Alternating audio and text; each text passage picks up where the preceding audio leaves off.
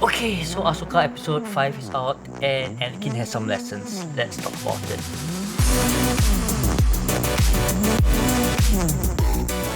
We have to talk about Dave Filoni first because if you actually watch the documentary Master and Apprentice on Disney Plus, you can tell that he was sort of like groomed by George Lucas in a way to actually do Star Wars.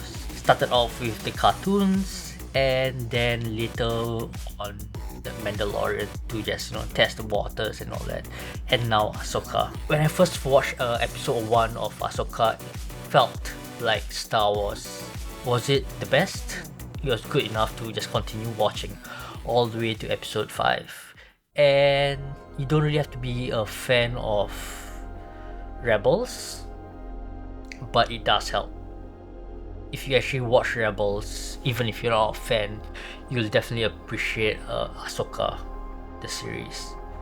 So Ahsoka episode 5 had a very cool, emotional, great reunion with Anakin Skywalker, who personally, my opinion is that he is a Force ghost, and that was the world between worlds, and he can just appear there because he's the most powerful Force user.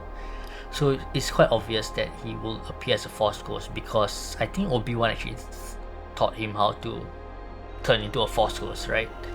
So basically the whole episode is good. I don't really have to talk about that. There's a lot of other YouTubers and other news channels who are actually talking about this.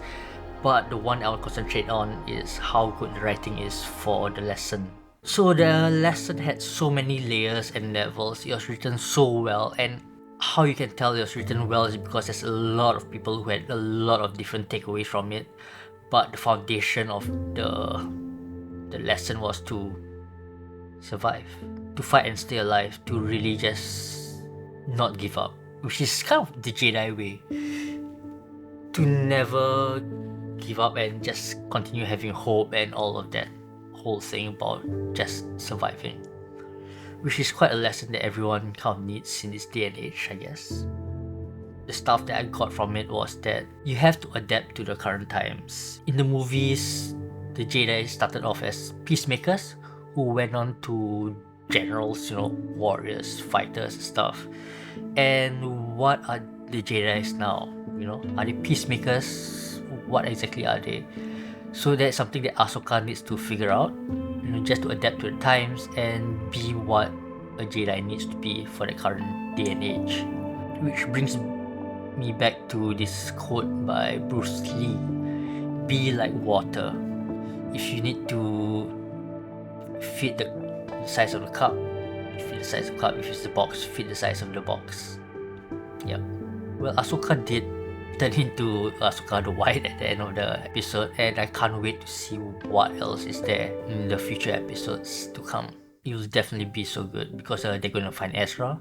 Thrawn is going to be back and I actually do hope that Thrawn actually does join the New Republic because the New Republic needs someone like Thrawn. And to me, Thrawn was only evil because he was with the Empire. If he actually joined up with the Rebels, that would have been good too. And I hope that Thrawn isn't like the big bad guy, although it'll be cool.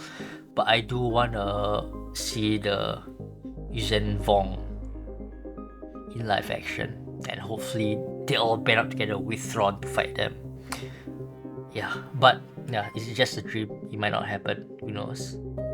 But one thing that I need to, which I actually wrote down in my notes, to not forget to talk about because not a lot of people are talking about.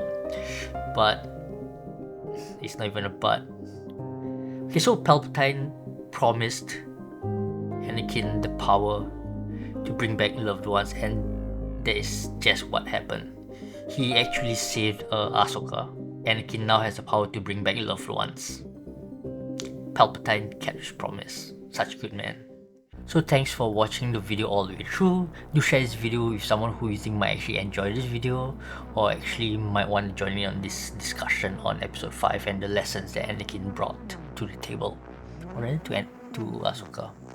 Thanks for watching, and see you guys in the next video.